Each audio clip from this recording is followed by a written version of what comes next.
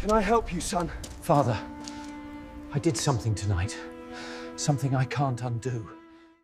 A soldier came in after midnight. His confession still haunts me. I remember the sound of his boots on the stone floor. Heavy, deliberate.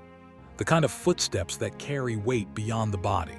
It was late October, nearly 2 in the morning, and I'd been about to lock the church doors when I heard them. Slow, uneven, like each step required a decision. I turned, and there he stood in the doorway, backlit by the street lamp outside, his silhouette sharp against the fog rolling in from the hills. He didn't say anything at first. Just stood there breathing hard like he'd been running, or hiding. I need you to understand something before I go any further. The confessions I hear, they're not always what people think. They're not neat little admissions of lying or cursing or missing mass. Sometimes they're hurricanes. Sometimes they're screams wrapped in whispers. And sometimes, like that night, they're doors that, once opened, never fully close again. If you found your way here, I want you to stay. Subscribe to this channel. Walk with me through these stories. Because what I'm about to tell you isn't just his confession. It's a piece of the truth we all carry but rarely speak aloud. I motioned him toward the confessional booth. He hesitated. His eyes scanned the empty pews, the votive candles flickering in their red glass holders, the crucifix hanging above the altar. Then he walked forward. No words, just that same heavy rhythm of boots on stone.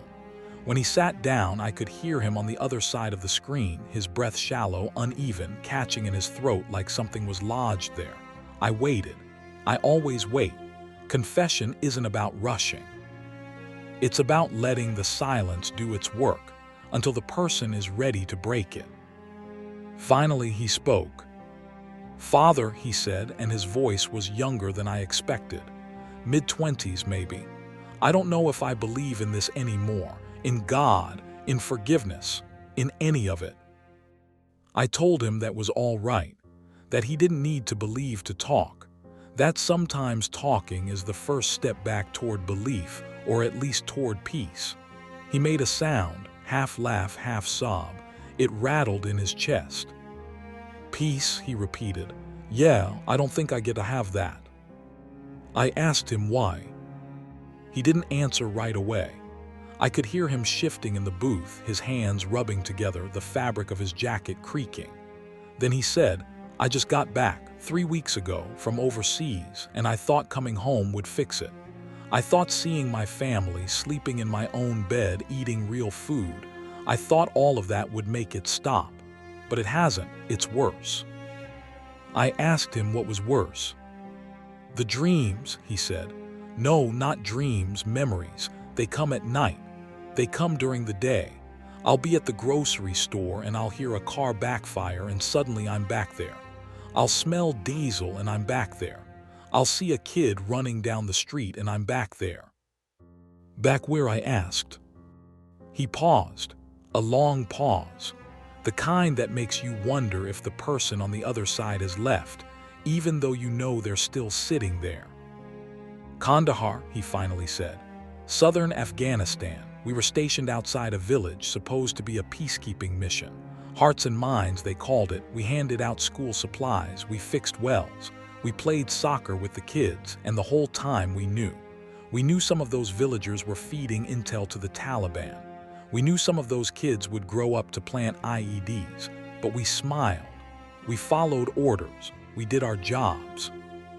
He stopped. I waited. "There was this one kid," he continued, and his voice cracked. "Maybe 10 years old, 11, I don't know. He used to hang around our base. We called him Sonny because he had this smile that it lit up everything, you know. He'd bring us tea. He'd ask us to teach him English. He'd draw pictures for us. Stick figures holding hands, stuff like that. My buddy Martinez, he loved that kid. Used to give him candy bars.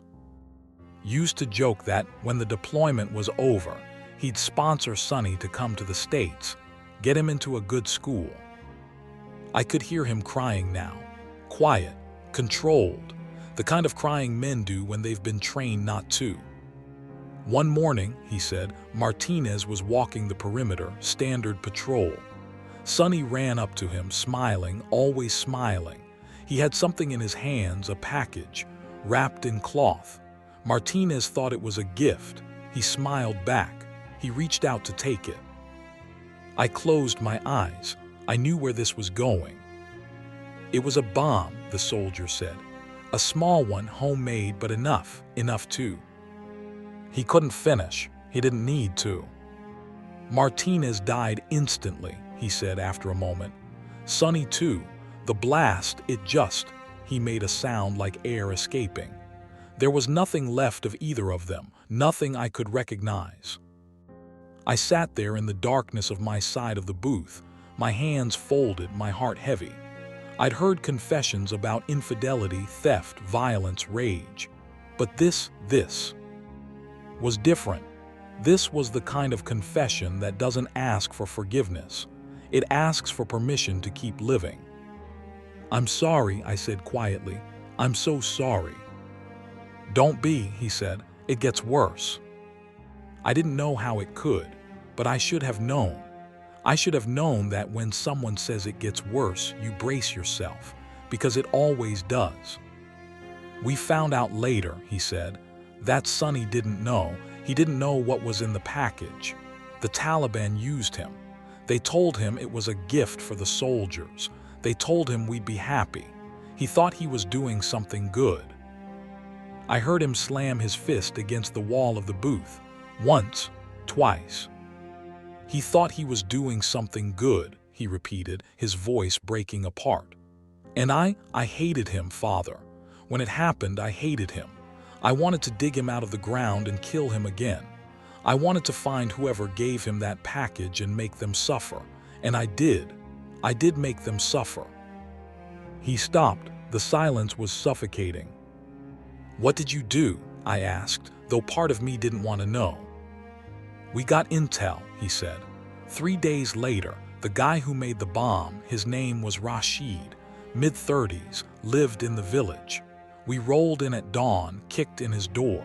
He was there with his wife and 2 kids, a boy and a girl. The boy was about Sonny's age. I felt my stomach tighten. "We dragged Rashid outside," the soldier said.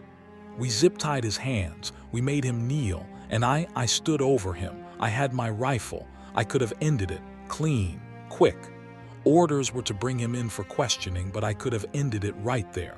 No one would have said anything." "But you didn't," I said. "No," he said. "I didn't. I wanted to. God, I wanted to, but I looked at his kids. They were standing in the doorway crying, screaming, and I thought of Sonny, I thought of his smile, and I couldn't do it." He exhaled, long and shaky. "So we brought him in, handed him over to the intelligence guys, and 2 weeks later he was released.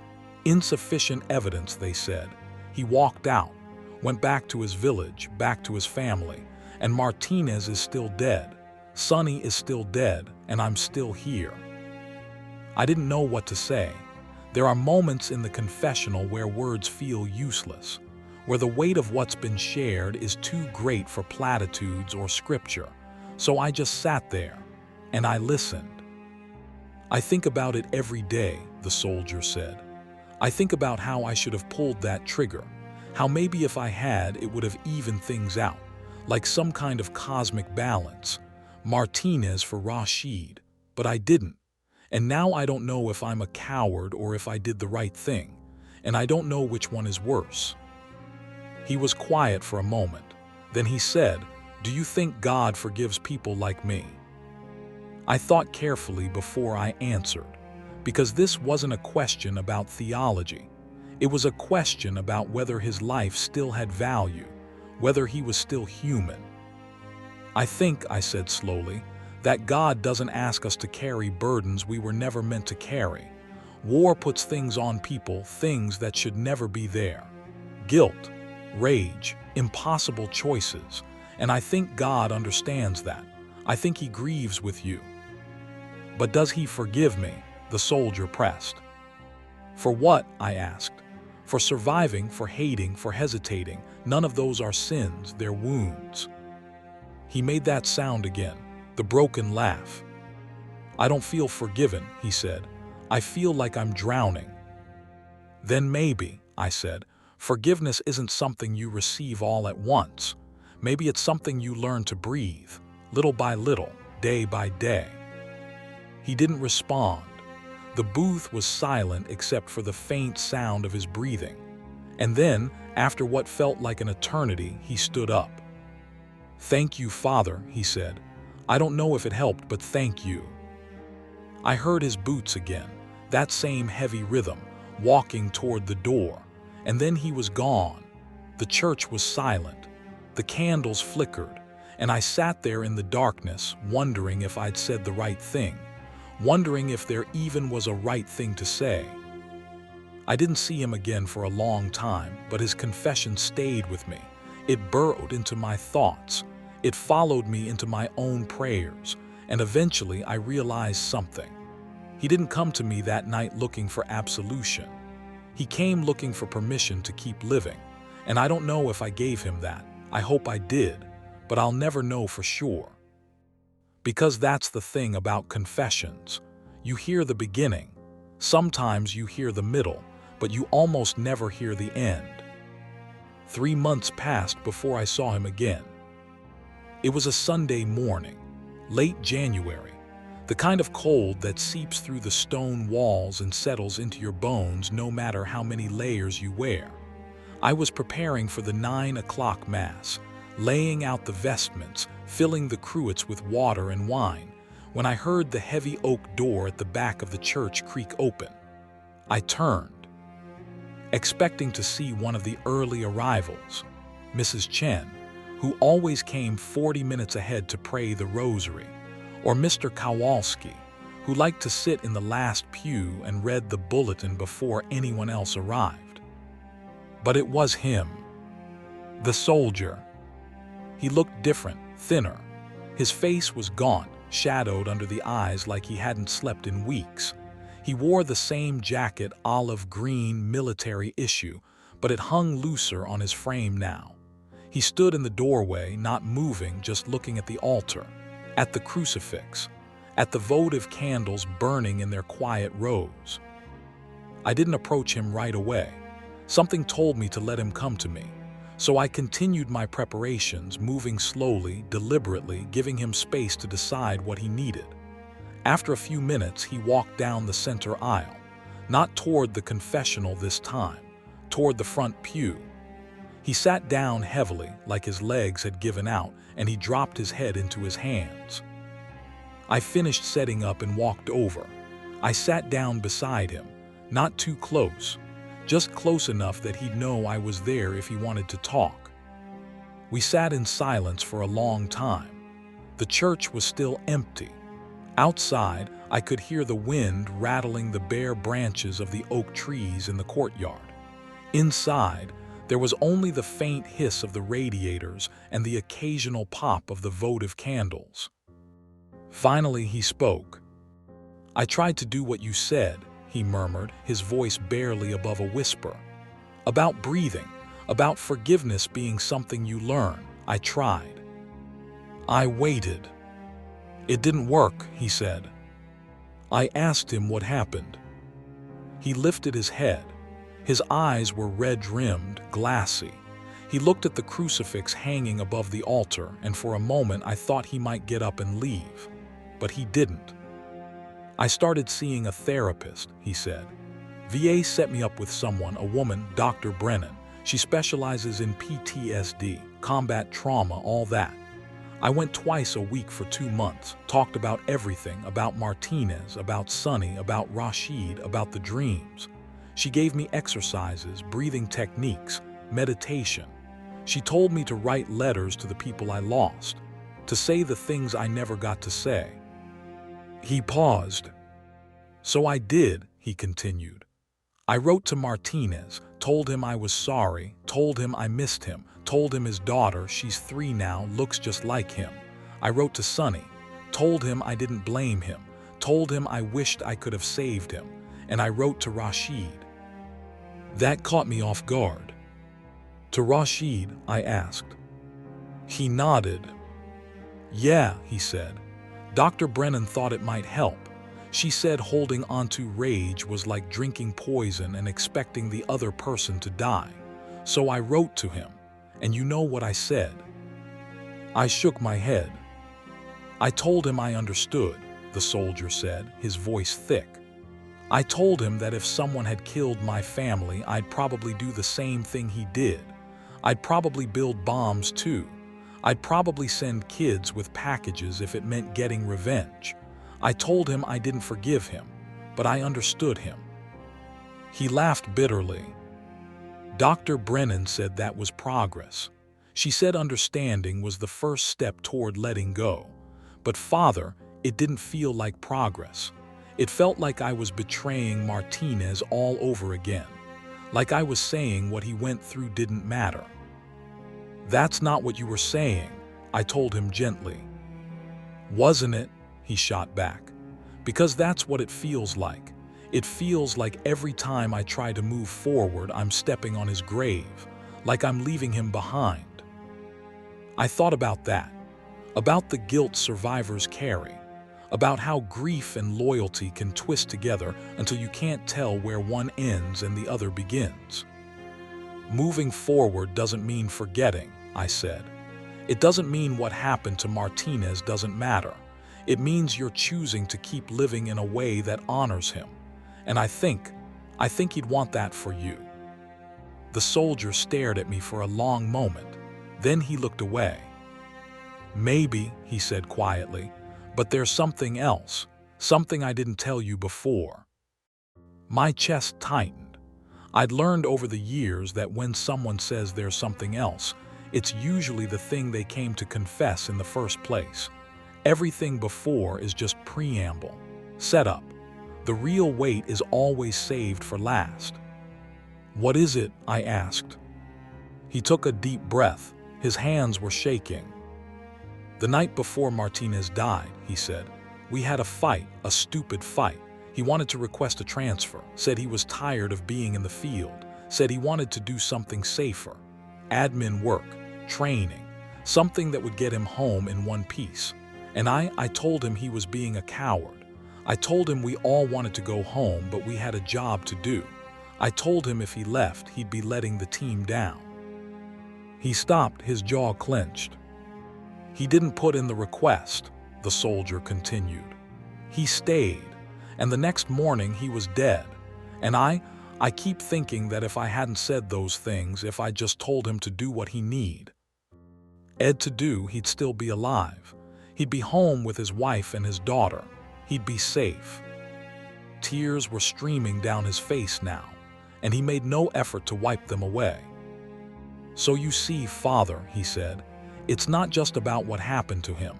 It's about what I did or didn't do. It's about the fact that I could have saved him and I didn't because I was too proud, too stupid, too. Stop, I said firmly. He looked at me, startled. You didn't kill him, I said. You didn't hand him that bomb. You didn't put him on that patrol. You were his friend. You said something in a moment of frustration. That's not the same as causing his death.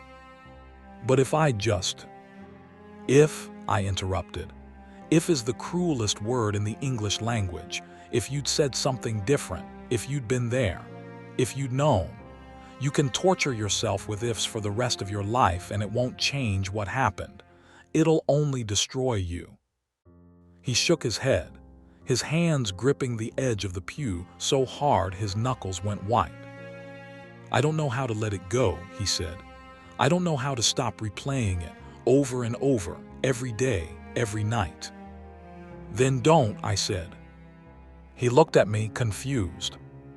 Don't try to let it go, I continued. Not yet. Just try to carry it differently. Right now, you're carrying it like a punishment, like something you deserve to suffer under. But what if you carried it like a responsibility instead?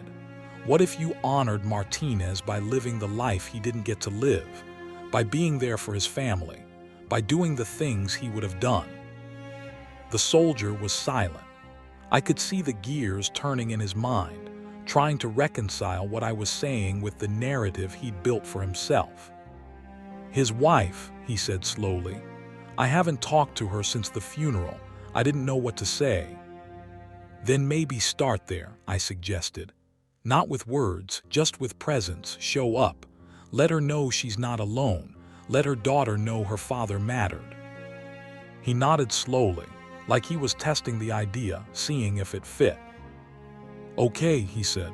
"Okay, I can try that." We sat there for a while longer. The church began to fill with parishioners arriving for Mass. The soldier stood, wiped his face with the back of his hand, and looked at me. "Thank you, Father," he said, again. "Any time," I told him, and I meant it. He turned to leave, but then stopped. He looked back at me, and there was something different in his eyes. Not peace exactly, but maybe the faintest hint of hope. "Do you think," he asked, "that God puts people in our lives for a reason? Like, do you think I was supposed to meet you that night?" I smiled. "I think," I said, "that God works in ways we don't always understand. But yes, I think you were supposed to be here. And I think you're supposed to keep coming back, as many times as you need." He nodded, and then he left. I watched him go, and I felt something shift in my chest. A small thing, fragile, but there. I prayed for him during Mass that morning. I prayed for Martinez, for Sonny, for Rashid and his family, for all the people caught in the machinery of war who never asked to be there. And I prayed that the soldier would find his way, not to forgetting, not to erasure, but to something like peace. Because that's all any of us can hope for, really. Not to undo the past, but to find a way to live with it. April came with rain. Heavy, relentless rain that turned the church courtyard into a patchwork of puddles and made the stained glass windows weep with condensation. I was in my office, working on the bulletin for the following Sunday, when I heard the knock on my door. 3 sharp raps, precise, almost military. I knew who it was before I opened it. He stood in the hallway, soaked through. Water dripped from his hair, his jacket pooled at his feet on the tile floor. But he was smiling, not a big smile, not the kind that reaches your eyes, but a smile nonetheless.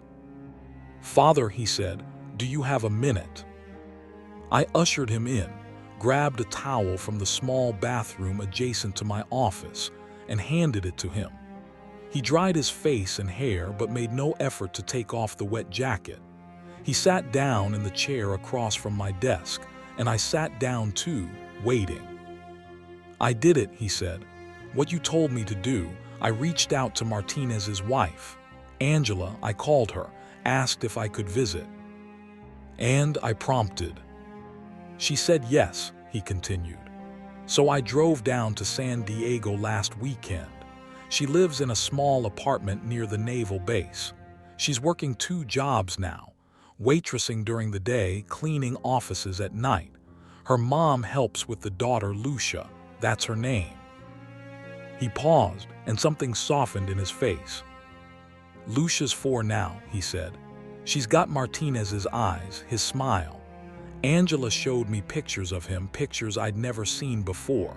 Him holding Lucia when she was born, him in his dress uniform at their wedding, him teaching her to walk, and we talked for hours about him, about the stupid jokes he used to make, about how he couldn't cook to save his life but he'd try anyway, about how much he loved them." His voice cracked slightly, but he pushed through. "And then Angela said something that I wasn't expecting. She said she didn't blame me. She said Martinez told her about our fight. He called her that night. He told her I was right, that he had a job to do, that he couldn't leave his guys behind. She said he respected me for saying what I said, that it reminded him why he was there in the first place." The soldier looked at me, his eyes glistening. "She thanked me, Father. She thanked me for being his friend, for pushing him to be the man he wanted to be. And I didn't know what to say, because I still feel like I killed him. But hearing her say that, it was like this tiny crack opened up in the wall I'd built. Like maybe, just maybe, I could start to believe I wasn't the villain in this story. I leaned forward. "You were never the villain," I said quietly. "You were his brother, and brothers argue, they push each other, they challenge each other. That's not betrayal, that's love." He nodded slowly, absorbing the words like they were a foreign language. He was just beginning to understand. "There's more," he said. I waited. "Before I left," he continued, "Lucia came up to me. She was holding this little stuffed bear. Martinez bought it for her before he deployed. She sleeps with it every night. And she looked up at me and said, 'Are you my daddy's friend?' And I told her yes. And she said, 'Good. Mommy says daddy's friends are my friends too.' And then she hugged me." His voice broke completely now. He covered his face with his hands and his shoulders shook. I let him cry. There was nothing to say, nothing that would make it better or easier. So I just sat there present, the way I'd learned to be in moments like this. When he finally composed himself, he looked at me with raw, exhausted eyes. "I don't think I've cried like that since the funeral," he said. "I don't think I've let myself." But holding Lucia, feeling her little arms around me, it was like everything I'd been holding in just broke open. And for the first time since Martinez died, I didn't feel angry. I just felt sad, deeply, unbearably sad, but clean, like grief instead of rage. "That's healing," I told him. "It doesn't feel like it, but it is." He wiped his eyes with the towel and took a shaky breath. "Angela asked me to stay in touch," he said. "She asked if I'd come visit again, maybe take Lucia to the park sometime. She said it would mean a lot to her, to have someone around who knew Martinez, who could tell Lucia stories about her dad." "And what did you say?" I asked. "I said yes," he replied. "I said I'd come back next month, and the month after that, for as long as she'd let me." I smiled. "That's good," I said. "That's really good." But there was something else in his expression, something unresolved. I could see it in the way his jaw tightened, the way his hands gripped the armrests of the chair.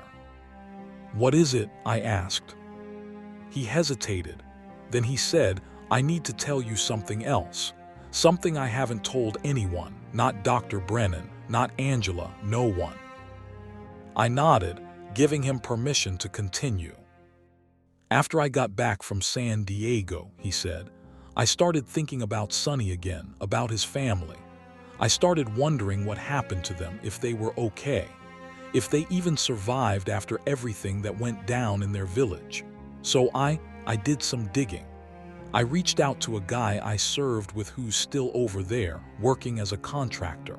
I asked him to find out what he could." He paused, and I prompted gently. "Sonny's mother is still alive," he said. "She's living in a refugee camp in Pakistan. She fled Afghanistan 2 years ago. She lost her husband in a drone strike. She lost Sonny to that bomb. And she lost her daughter, Sonny's sister, to illness in the camp. She's alone, completely alone." My heart sank. "I found out her name," the soldier continued. "Amina, and I found out there's a way to contact her, through an NGO that works in the camps. They can deliver messages, letters, even money if you want to send it." He looked at me, and I could see the question forming before he even asked it. "Do you think I should reach out to her?" he said. "Do you think I should tell her I don't know, that I knew Sonny, that I'm sorry, that I think about him every day?" I thought carefully before answering. "What do you hope to accomplish by reaching out?" I asked. He frowned, considering. "I don't know," he admitted. "Maybe I just want her to know that her son mattered, that he wasn't just another casualty, that someone remembers him, someone grieves him." "And do you think that would bring her comfort?" I asked. "Or would it reopen wounds she's trying to survive?" He looked stricken. "I don't know," he said again. "That's why I'm asking you." I sighed. I can't answer that for you, I said. I don't know Amina, I Dawn. T know what she needs, but I can tell you this, if you reach out, do it for her, not for yourself. Don't do it to ease your own guilt. Do it because you genuinely believe it will help her, and be prepared for the possibility that it won't, that she might not respond, or that she might respond with anger, with blame. Are you ready for that? He sat with that for a long moment. I think so, he said. I think I have to try, even if it doesn't help her, even if it makes things worse. I have to try. I understood. Sometimes the trying is the point. Sometimes the act of reaching out, of making the effort, is the only way forward, even if it leads nowhere. Then write to her, I said.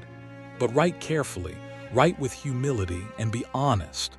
Don't hide from what happened, don't sugarcoat it, but don't wallow in it either. Just tell her the truth, that you knew her son, that he mattered, that you're sorry. He nodded. Okay, he said, I'll do it. I'll write to her tonight. He stood to leave, but I stopped him. One more thing, I said. Before you send it, bring it to me. Let me read it, not to censor you, just to make sure you're saying what you actually mean to say. Sometimes when we're in the thick of our own pain, we can't see how our words might land on someone else. He smiled, a real smile this time. Yeah, he said. Okay, I'll do that. He left and I sat there in my office, listening to the rain hammer against the window. I thought about Amina, about Sonny, about the impossibly tangled web of grief and guilt and loss that war leaves in its wake. I thought about how one bomb, one moment, one terrible decision can ripple outward and touch so many lives. And I prayed. I prayed for the soldier. I prayed for Amina. I prayed for all of us, stumbling through the dark, trying to find our way back to something resembling light. 2 days later, he returned. He had an envelope in his hand, plain, white, unsealed. I wrote it, he said, handing it to me. I'd like you to read it. I opened the envelope and pulled out the letter. It was handwritten, 2 pages. His handwriting was surprisingly neat, careful, like he'd labored over every word. It began, Dear Amina, my name is Daniel. I was a soldier in Afghanistan. I knew your son, Sonny. I don't expect you to remember me or even to care, but I wanted you to know that Sonny was special. He had a smile that could light up the darkest days. He was kind, he was brave, and he is not forgotten. I continued reading. The letter was simple, honest. It didn't shy away from the truth that Sonny had died carrying a bomb, that he'd been used, that the soldier had been there when it happened. But it also didn't dwell on the horror. It focused on who Sonny was, on the moments of light, on the small, human connections that had existed in the midst of chaos. It ended. I don't know if this letter will bring you comfort or pain, maybe both, but I wanted you to know that your son's life mattered.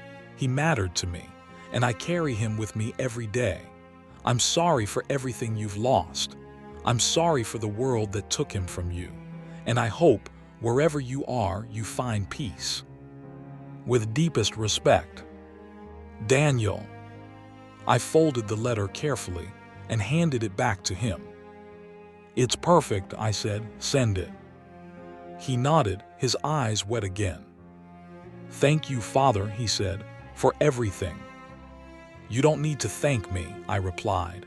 You're doing the work. I'm just here to witness it. He left, and I sat there alone again, hoping, praying that his words would reach Amina, that they would offer her something, anything, even if it was just the knowledge that her son had been loved.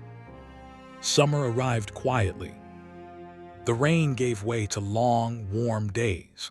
The courtyard bloomed with wildflowers that Mrs. Chen had planted years ago and still tended with devoted care. The church felt lighter somehow, filled with golden afternoon sun that poured through the stained glass and painted the pews in shades of blue and crimson and gold. I didn't see Daniel for nearly 6 weeks. I thought about him often, wondered if he'd sent the letter, wondered if Amina had responded, wondered if he was still visiting Angela and Lucia, still doing the work of healing. But I'd learned long ago not to chase after the people who came through these doors. They returned when they were ready, or they didn't. Either way, all I could do was wait and pray. It was late June when he came back. I was hearing confessions on a Saturday afternoon. The usual parade of souls, teenagers confessing minor rebellions, elderly parishioners unburdening decades-old regrets, young parents overwhelmed by the weight of raising children in a broken world. And then I heard those boots, that familiar rhythm on the stone floor. He didn't wait for the confessional this time. He knocked on the screen. "Father," he said, "it's me, Daniel." "I know," I replied. "Come sit."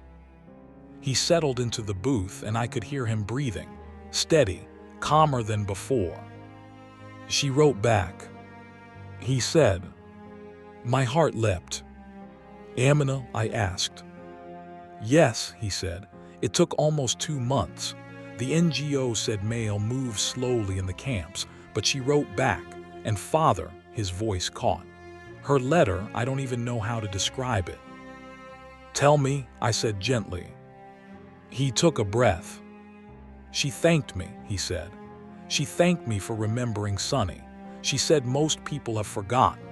That in the camp, no one talks about the dead anymore because there are too many of them. But she thinks about him every day. She dreams about him.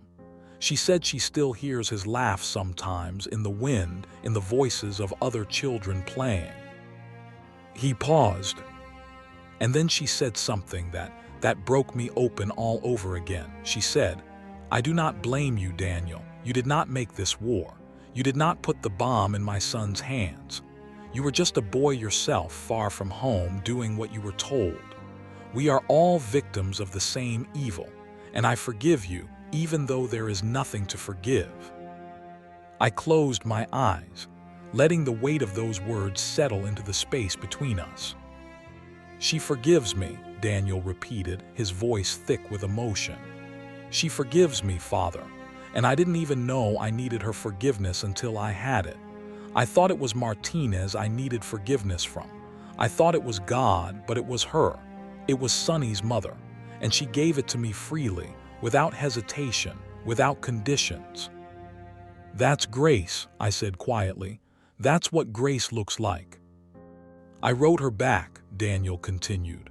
"I asked if there was anything I could do for her, anything at all.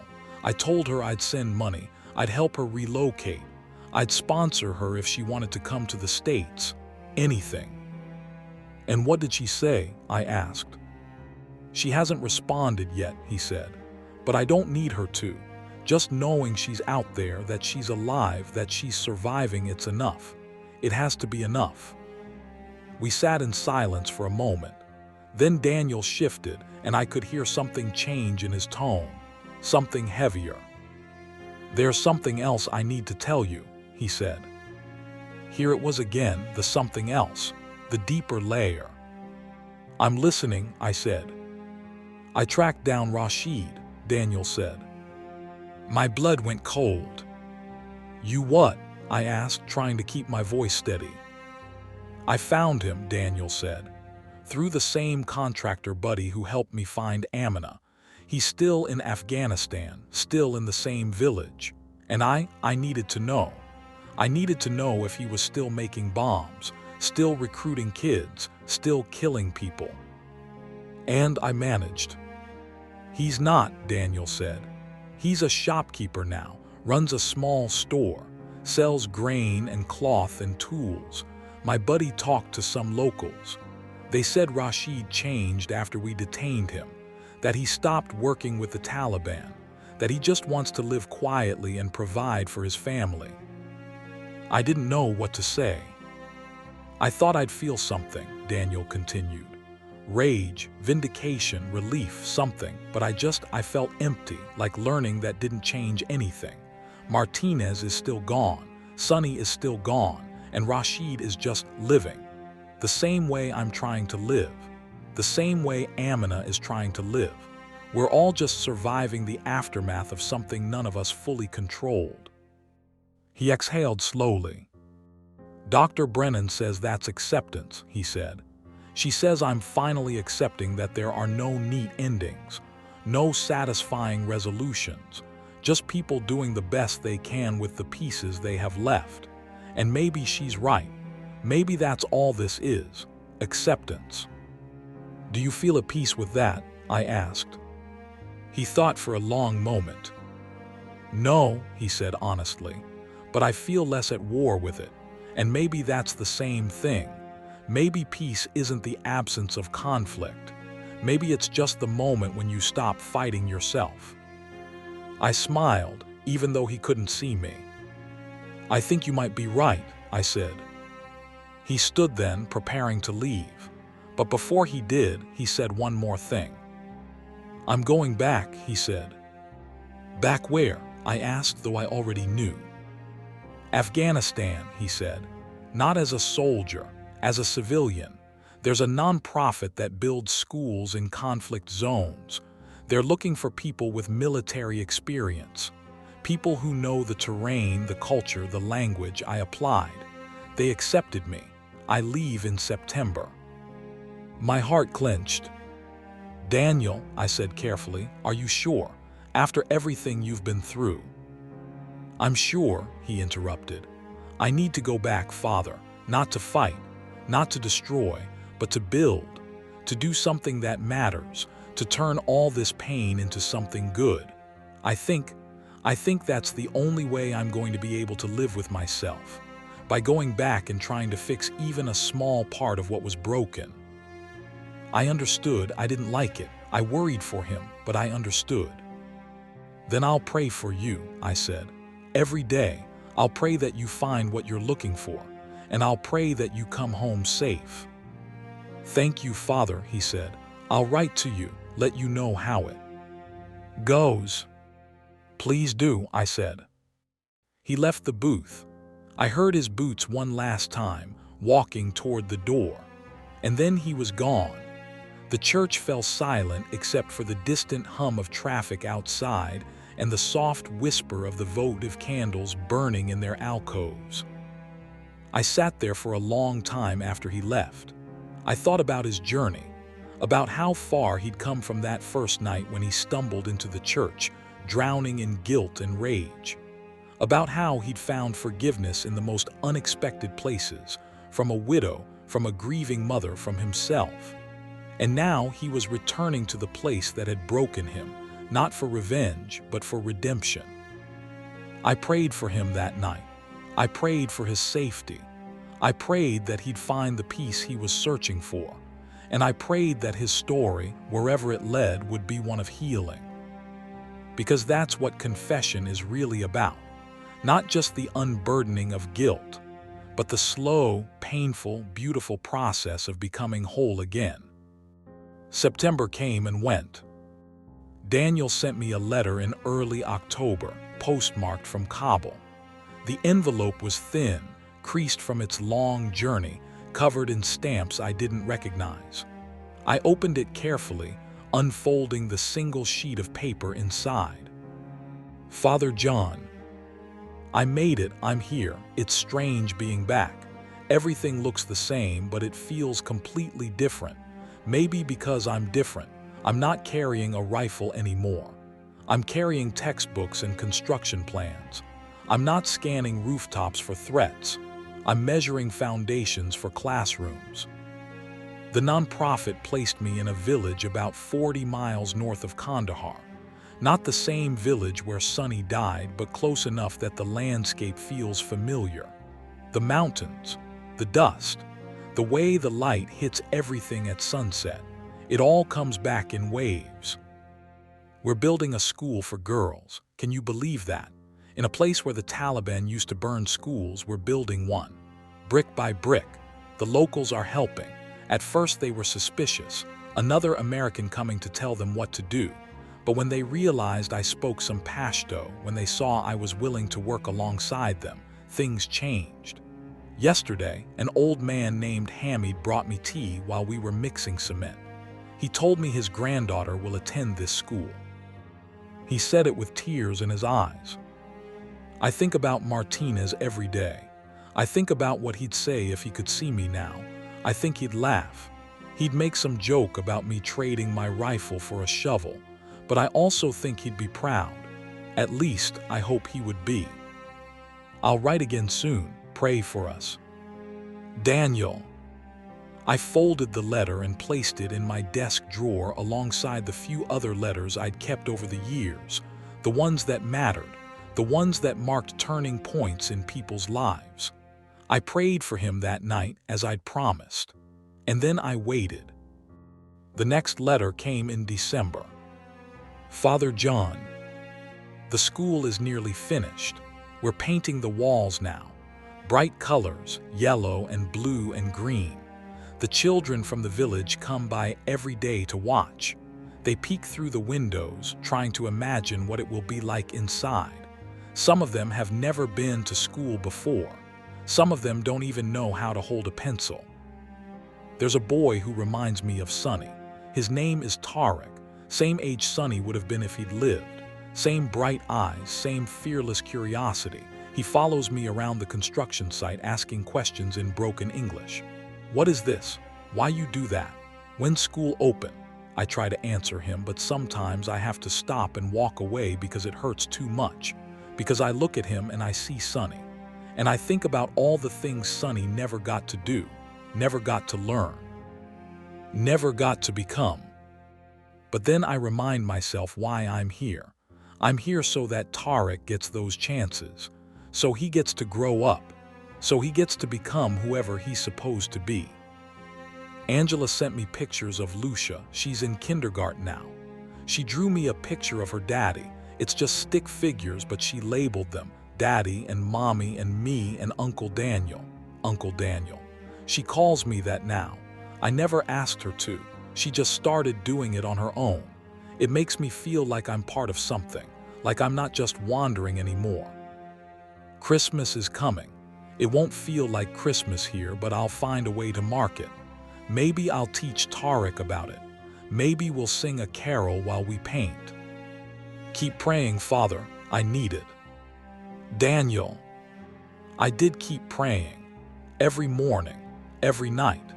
His name became part of my daily rhythm, woven into my conversations with God as naturally as breathing. The third letter arrived in March. Father John. The school opened last month. 63 girls enrolled on the first day. 63. Their fathers brought them. Their brothers walked them to the door, and they sat in those bright classrooms with pencils in their hands and hope in their eyes, and I stood there watching and I cried. I'm not ashamed to admit it. I cried like a child.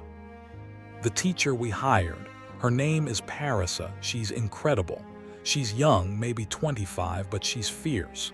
She grew up in a refugee camp just like Amina.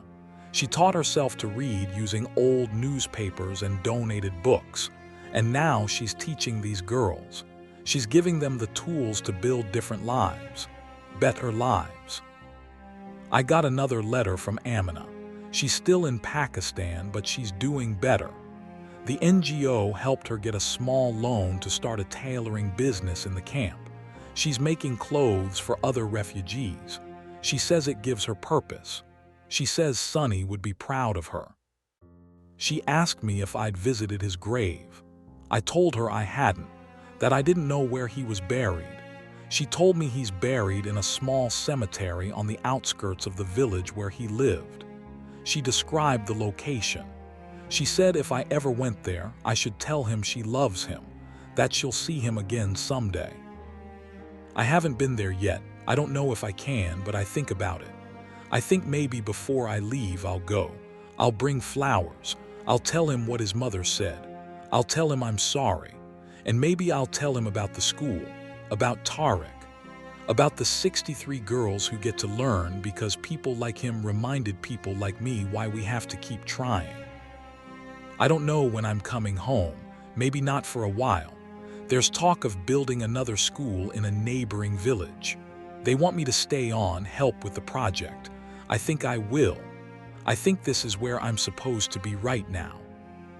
Thank you for listening, Father. Thank you for being there that night when I didn't know where else to go. You saved my life. I hope you know that. Daniel. I read that letter 3 times before I put it away, and I wept, not from sadness, but from something else, something I can only describe as witnessing grace in action, watching a man who'd been shattered piece himself back together, not by forgetting, but by transforming his pain into purpose. The 4th letter came in June. Father John, I went to Sonny's grave. It took me 3 hours to find it. The cemetery is overgrown, unmarked except for small piles of stones that indicate where bodies are buried. Hamid came with me. He knew the area. He helped me search. And finally we found it. A small mound of earth with a single stone at the head. No name, no date, just a stone. I knelt there for a long time. I didn't know what to say at first, but then I just started talking. I told Sonny about his mother, about how strong she is, how she's surviving. I told him about the school, about Tarek, about all the children who are learning and growing and becoming. I told him I was sorry for all of it. Sorry that the world failed him, sorry that I couldn't save him. And then I did something I didn't plan to do. I sang. There's a hymn we used to sing at Mass when I was a kid. Be not afraid. I don't know why it came to me in that moment, but it did. So I sang it, quietly, my voice cracking on every other word. And when I finished, I felt lighter, like I'd set something down that I'd been carrying for years. Hamid asked me what the song meant. I tried to explain it. I told him it was about not being afraid because God is with us. He nodded. And then he said something I'll never forget. He said, "We have a saying here. The night is darkest before the dawn, but the dawn always comes." I think about that a lot now, about how the darkest moments aren't the end. They're just the threshold. And if we can survive them, if we can push through them, there's light waiting on the other side. I'm coming home in August, not permanently, just for a visit. I promised Angela and Lucia I'd come to Lucia's birthday party, and I want to see you, Father. I want to sit in that church again. I want to tell you everything, face to face. I'll see you soon. Daniel. August arrived with heat and humidity that made the church feel like an oven. I just finished setting up for evening mass when I heard the door open. I turned, and there he was. Daniel. But he looked different, taller somehow, broader. His face was tanned and weathered from months in the Afghan sun. His hair was longer, and his eyes were clear, not haunted, not hollow, just clear. He walked down the aisle and I met him halfway. We embraced, a long, tight embrace, the kind that doesn't need words. When we pulled apart, he was smiling. "It's good to see you, Father," he said. "It's good to see you too," I replied. "You look well." "I feel well," he said. "For the first time in a long time, I actually feel well." We sat in the front pew and he told me everything. About the school, about Tarek, about Parisa and Hamid and the 63 girls, about Amina's tailoring business, about Sonny's grave. He spoke for over an hour and I listened, absorbing every word, every detail, every small miracle. When he finished, he looked at me and said, "I don't think I'm broken anymore, Father. I think I'm healing." Not healed, but healing, and that's enough. I nodded. "That's more than enough," I said. "That's everything." He stayed for Mass that evening. He took communion, and when it was over, he came to me one last time. "I'm going back," he said, "in 2 weeks. There's a new school to build, and I want to be part of it, but I wanted to come here first, to thank you, to close this chapter properly."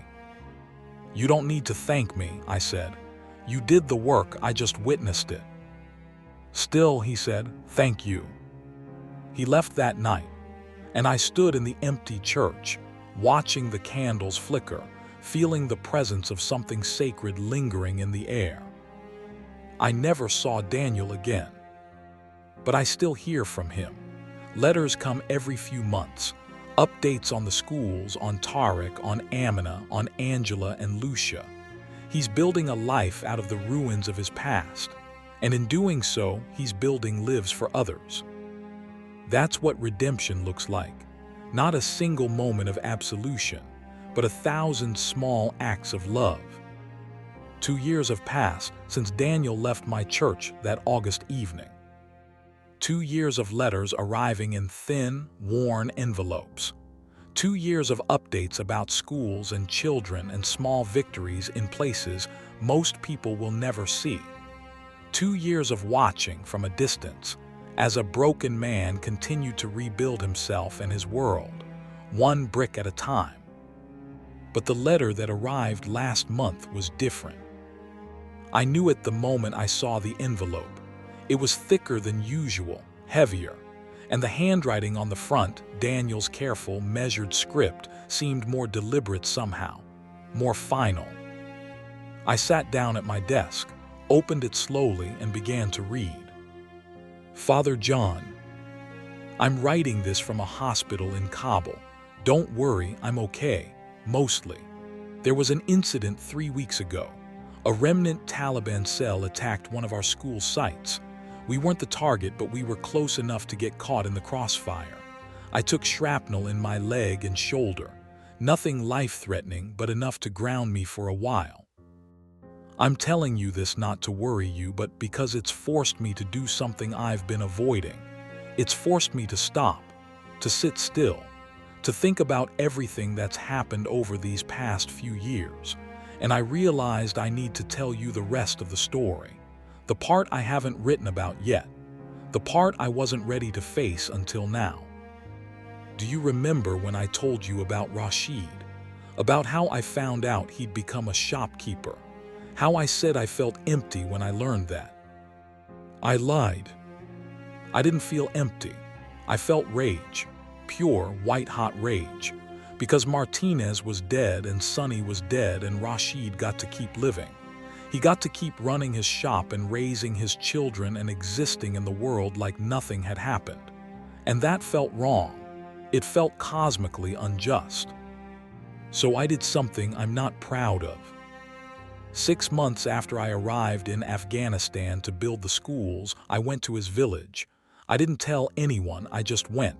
I told myself I wanted to see him, to confirm he was really there, to confirm he'd really changed. But that wasn't the truth. The truth was I wanted to confront him, maybe hurt him, maybe worse.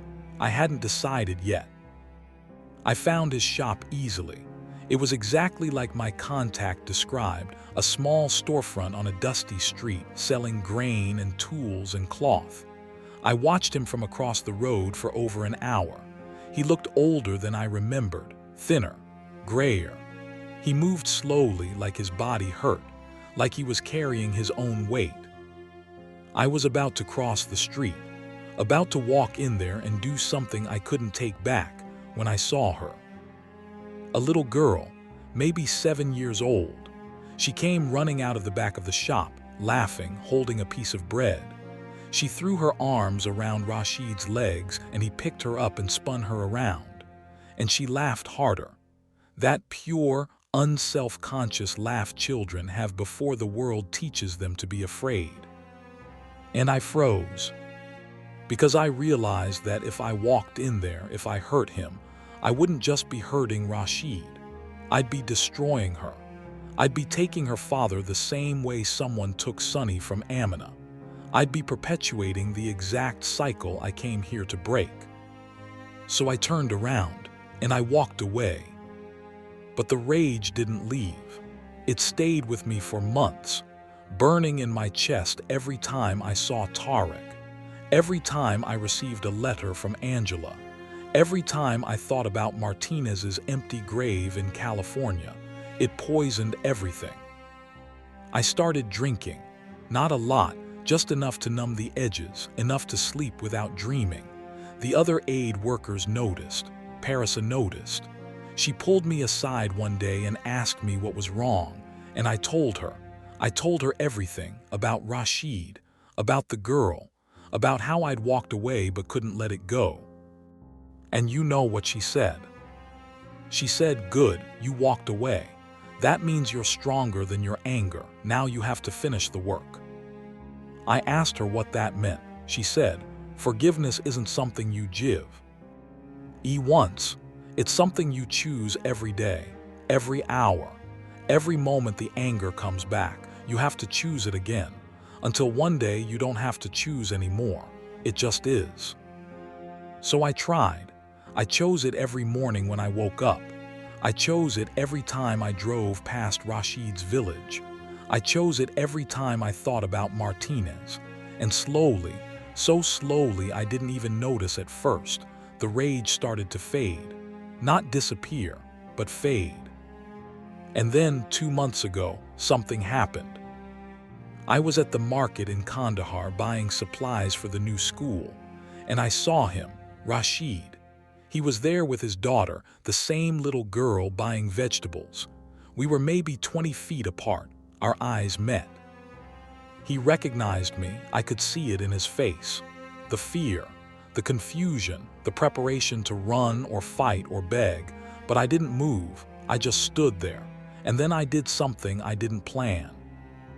I nodded. Just a small nod, an acknowledgement, and after a long moment he nodded back. We didn't speak. We didn't approach each other. We just stood there in that crowded market, two men who'd been caught in the machinery of war, and we acknowledged each other's existence, each other's humanity. And then we went our separate ways. Father, I can't explain why, but that moment changed something in me. It was like a door I'd been holding shut finally opened, and on the other side wasn't rage or revenge or justice. It was just release, permission to let go, permission to stop carrying something that was never mine to carry in the first place. I went to Sonny's grave the next day. I brought flowers this time, wildflowers I picked from the field near our school, and I told him I forgave everyone, including myself. 3 weeks later, the attack happened. And when I was lying there in the dirt, bleeding, waiting for the medics, I didn't think about dying. I didn't think about what I'd left undone. I thought about all the things I'd gotten to do, the schools we built, the children we taught, the letters from Amina saying she was proud of me, the videos Angela sent of Lucia learning to read, all of it. And I felt grateful. Not glad I'd been shot, but grateful I'd lived long enough to become someone worth saving. The doctors say I'll recover fully. I'll have scars, but I'll be fine. And when I'm healed, I'm going back to the school, back to Tariq and Parisa and Hamid and all the rest, because that's my life now. That's who I am. But I wanted you to know the whole story, Father, not just the parts that made me look good, but the ugly parts too. The parts where I almost became the thing I hated, because I think that's what confession really is. Not just admitting what we've done, but admitting what we're capable of doing, and choosing every day not to do it. I don't know if I'll ever make it back to your church. Life here is unpredictable, but if I don't, I want you to know that night, that first night when I stumbled in at 2 in the morning, you gave me something I didn't know I needed. You gave me permission to be human, to be broken and angry and lost and still worthy of grace. And I've tried to pass that on, to Tariq, to the girls in our schools, to everyone I meet. I've tried to show them that no matter how dark it gets, there's always a way forward, always a choice to build instead of destroy. Thank you, Father John, for everything. With gratitude and love. Daniel. I set the letter down and sat there in the silence of my office. Outside, I could hear the sounds of the city cars honking, people talking, the distant wail of a siren. Inside, there was only the soft tick of the clock on the wall and the weight of everything Daniel had shared.